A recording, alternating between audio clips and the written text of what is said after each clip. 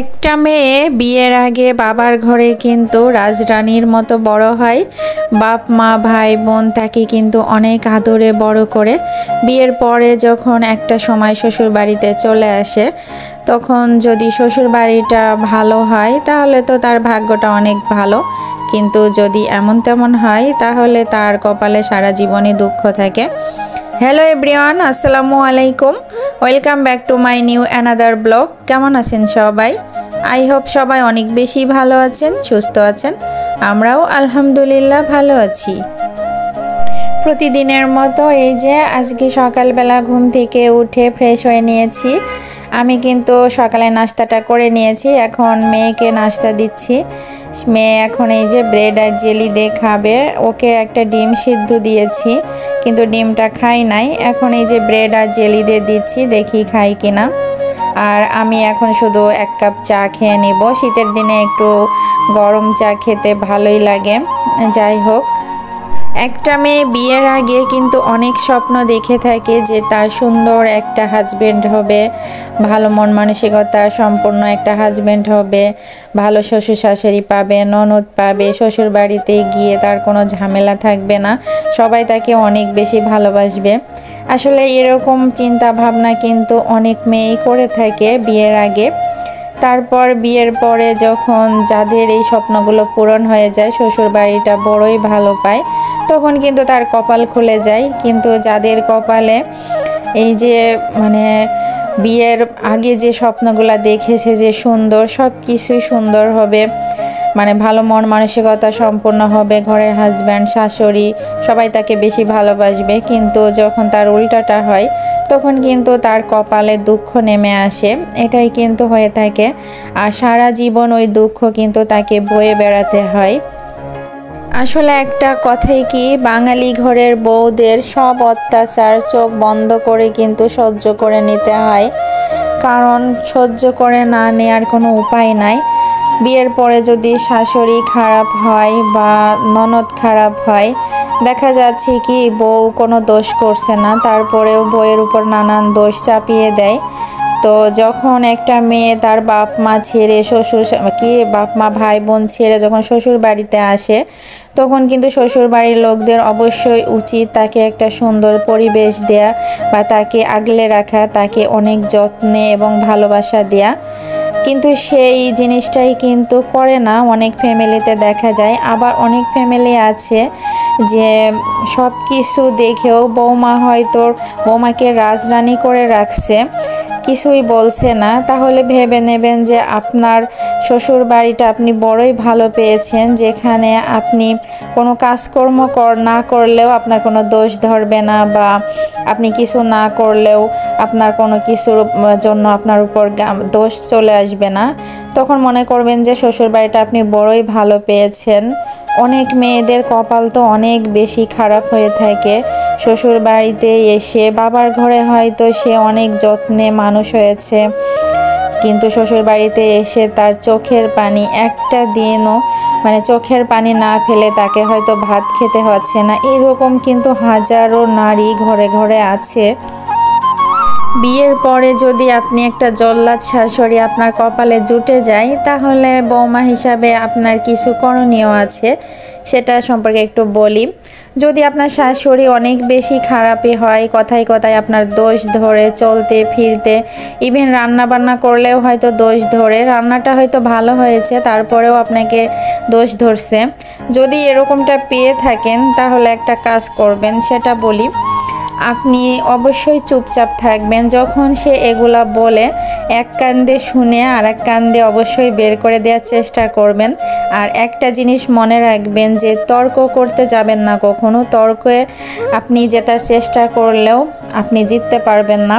এজন্য ওইসব মানুষদের সাথে আপনি কখনোই তর্কে জড়াবেন না। আপনি মনে করবেন যে সে আমাকে বলছে, বলুক, সে যত সময় পারে বলুক, তত সময় আপনি নিজেকে অন্য কাজে বিজি রাখার চেষ্টা করবেন এবং শুনেও না শোনার ভান করবেন।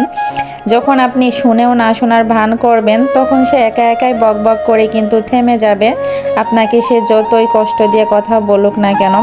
একটা জিনিস মনে রাখবেন যে শাশুড়ি কখনো মা হয় না, ঠিক আছে, কারণ মা তো মায়ের স্থানে শাশুড়ি কখনোই বসতে পারে না।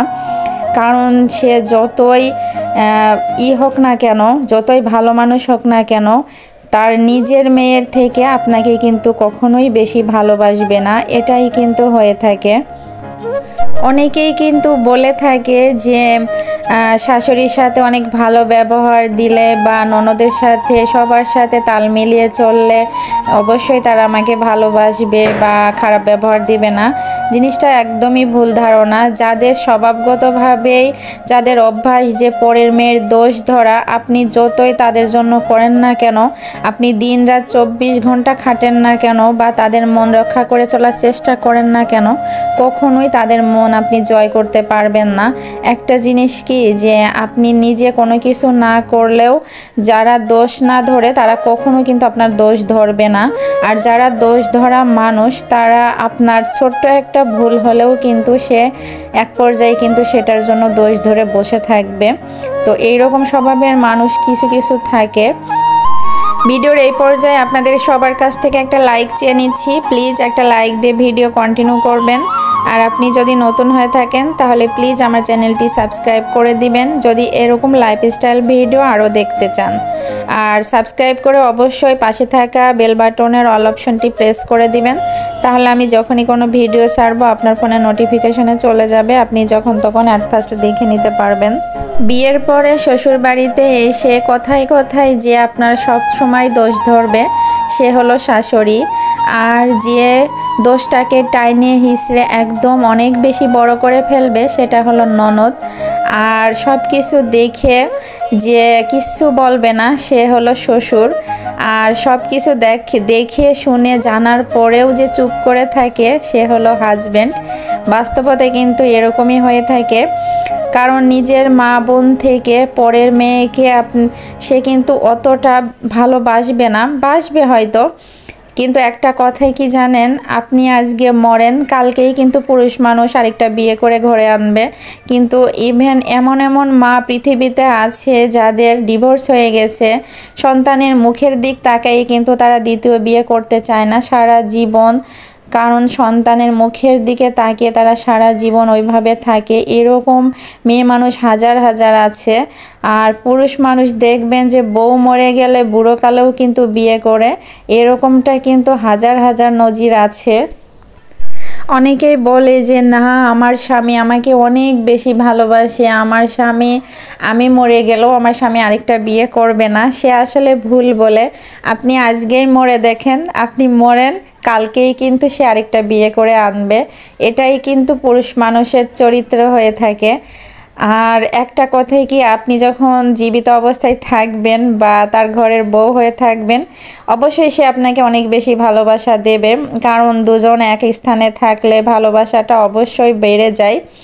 যেমন এই যে আমার সানায়ের বাবা আর আমরা যেহেতু একসাথে, মানে এই যে স্বামী স্ত্রীর বন্ধন জড়িয়ে আছি, সে কিন্তু আমাকে অনেক বেশি ভালোবাসে। কিন্তু আজকে আমি মরে যাই, কালকে কিন্তু ও ঠিকই আরেকটা বিয়ে করে আনবে। সে আমার মুখের সামনে সে যতই বলুক যে না আমি করব না, বিয়ে কি আবার করব, কিন্তু অবশ্যই কিন্তু করে আনবে।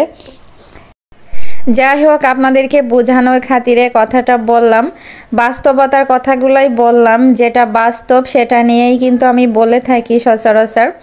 যাই হোক, মায়ের চোখে সন্তান, সন্তান তো সন্তানই হয়ে থাকে।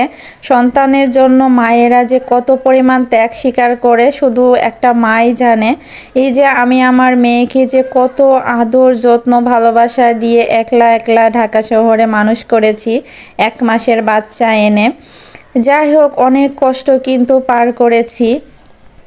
মায়েদের হাজার কষ্ট থাকলেও দুঃখ থাকলেও কিন্তু সন্তানের মুখের দিকে তাকিয়ে সব কষ্ট দুঃখ কিন্তু একটা মা ভুলে যায়।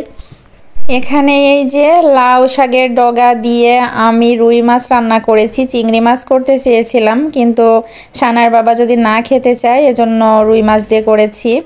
আর শাক ভাজি করে নিয়েছি, অর্থাৎ লাউয়ের যে পাতাগুলা ওগুলা সিদ্ধ করে বাগার দিয়ে মানে ভর্তা মতো করে বানিয়ে নিয়েছি। খেতে বেশ মজা হয়েছিল। তো সবাই বেশি ভালো থাকবেন।